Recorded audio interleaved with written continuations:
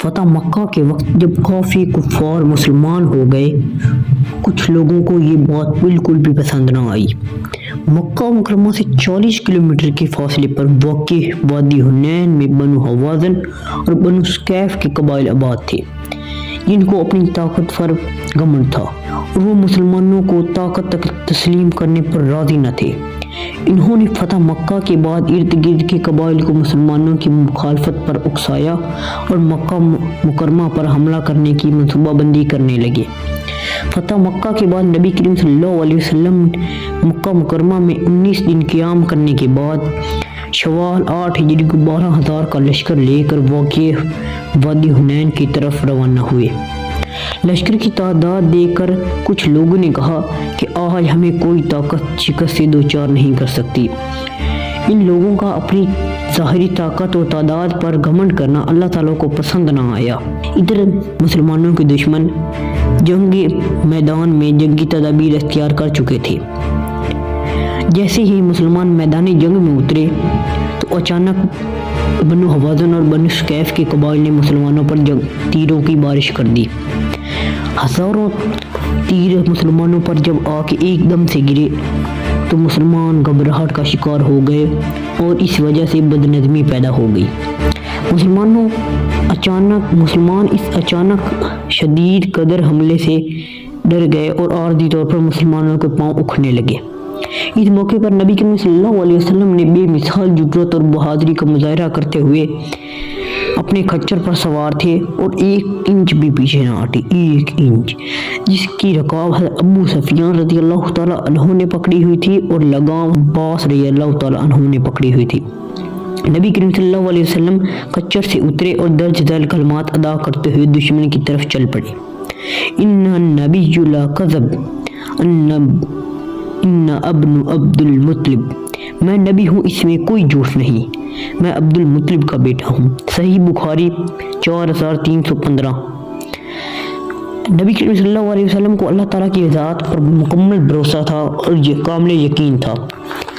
اللہ تعالیٰ ہماری ضرور مدد فرمائے گا۔ نبی کریم صلی اللہ علیہ وسلم نے فرمایا اور اللہ تعالیٰ کی مدد سے ہمیں فتح حاصل ہوگی۔ نبی کریم صلی اللہ علیہ وسلم نے اپنے چچا حضرت عباس سے فرمایا کہ مجاہدین کو واپس بلائیں، کیونکہ مجاہدین واپس بھاگنے لگے۔ چنانچہ انہوں نے مجاہدین کو پکارا اور کہا، بیت رضوان والو کہاں ہو؟ یہ آواز سن کر تمام مسلمان واپس مڑے اور تھوڑی ہی دیر میں میدان جنگ مجاہدین سے بھر گیا۔ بنو حوازن کے خلاف گمسان میں لڑائی شروع ہو گئی۔ جلد ہی دشمن کے پاؤں اکھڑنے لگے۔ اس غزوے میں اللہ تعالیٰ نے نبی کریم صلی اللہ علیہ وسلم کو متعدد معجزات عطا فرمائے۔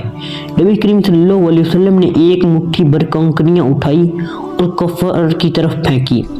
وہ مٹھی بھر کنکریاں اور خاک اس قدر بڑھ گئی کہ مسلمانوں کے دشمن یعنی دشمنان مسلمان کی آنکھوں میں چلی گئی، ساروں کی آنکھوں میں چلی گئی۔ دشمن کی صفیں بکھرنے لگی، میدان چھوڑ کر بھاگنے لگے۔ اللہ تعالیٰ نے اس غزوہ میں فرشتوں کے ذریعے مسلمانوں کو مدد عطا فرمائی۔ غزوہ حنین میں حضرت ابو طلحہ انصاری رضی اللہ تعالیٰ عنہ نے اکیلے تنہا 30 مشرکوں کو قتل کیا، جبکہ مرنے والے کفار کی کل تعداد 300 سے زائد تھی۔ اس غزوہ میں مسلمانوں کے 4 مجاہدین شہید ہوئے۔ غزوہ حنین میں اللہ تعالیٰ نے اہل اسلام کو بے شمار مال و غنیمت عطا فرمایا۔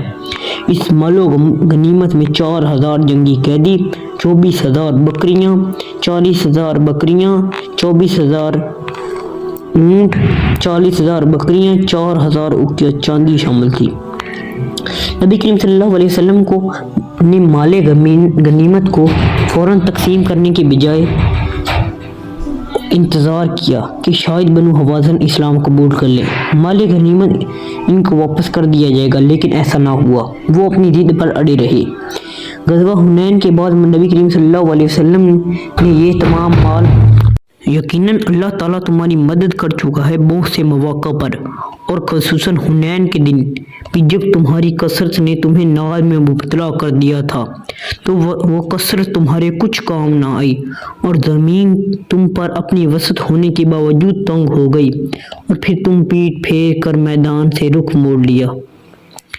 غزوہ حنین میں مسلمانوں کی کثرت کے متعلق قرآن مجید میں ہی یہ ارشاد ہے، یہ سورۃ توبہ کی آیت 25 ہے۔ غزوہ حنین اور غزوہ بدر ہی دو غزوات ہیں جن کا قرآن مجید میں نام آئے ہیں۔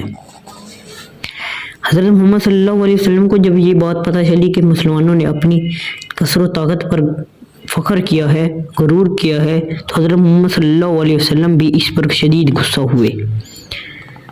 یہ تھی ہماری آج کی ویڈیو۔ آپ کو پسند آئی تو ویڈیو کو لائک کریں، سبسکرائب کریں اور شیئر ضرور کریں۔